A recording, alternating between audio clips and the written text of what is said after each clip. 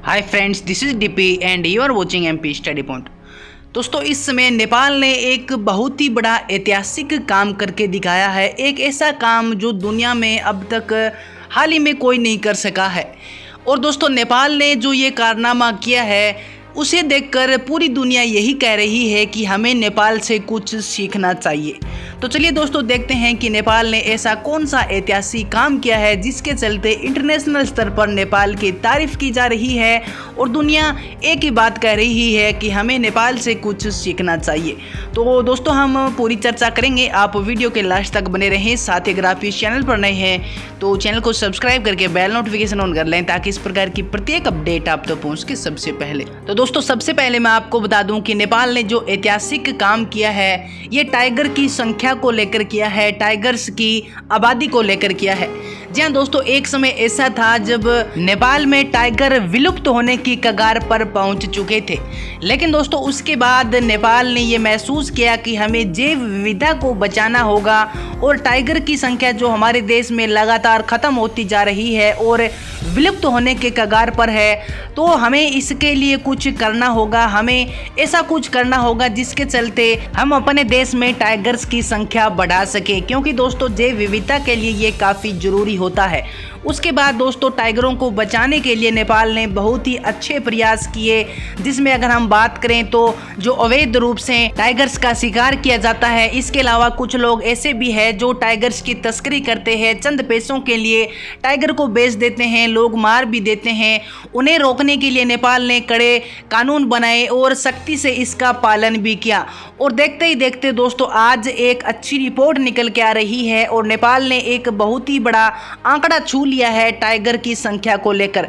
जी हाँ दोस्तों, हाल ही में एक रिपोर्ट जारी की गई है जिसमें यह बताया गया है कि कभी एक समय ऐसा था जिसमें नेपाल के अंदर टाइगर विलुप्त होने के कगार पर थे। लेकिन आज जो रिपोर्ट जारी की गई है इससे पता चला है कि नेपाल ने अपने टाइगर की संख्या को 3 गुना कर दिया है। जी हाँ दोस्तों, ये बहुत बड़ी बात है। नेपाल पहला देश बन चुका है जिसने इतने जल्दी टाइगर की संख्या को 3 गुना किया है। और दोस्तों, इस रिपोर्ट में साफ लिखा है कि 2015 के बाद में नेपाल के अंदर जो बाघ है यानी टाइगर है उनकी आबादी 40% बढ़ी है।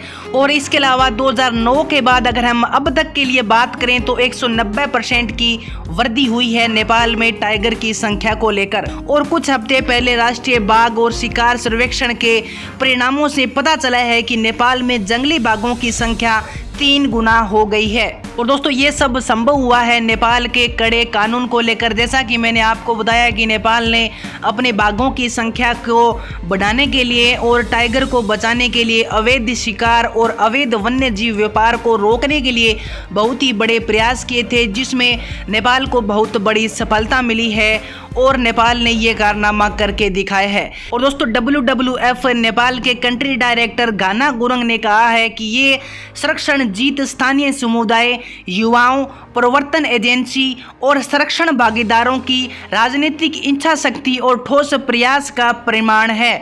और कई वर्षों से ये लोग बाघों को बचाने के लिए निरंतर प्रयास कर रहे हैं और आखिरकार उन्हें बाघों की संख्या को 3 गुना करने में बड़ी सफलता मिली है। और दोस्तों, जैसा कि मैंने आपको बताया कि पूरी दुनिया यही कह रही है कि नेपाल ने अच्छा काम किया है और हमें नेपाल से कुछ सीखना चाहिए। तो दोस्तों, ये बात कही है अमेरिका में WWF के लिए वन्य जीव संरक्षण के जो वरिष्ठ उपाध्यक्ष है गिनेट हेमली।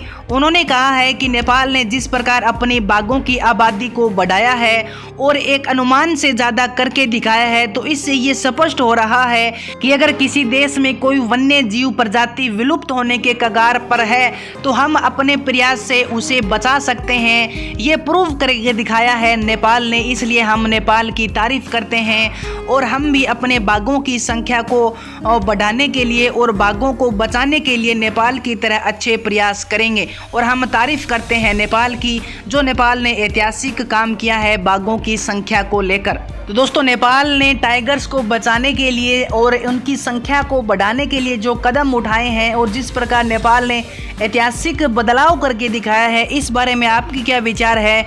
आप अपने विचार मुझे कमेंट सेक्शन में बता सकते हैं।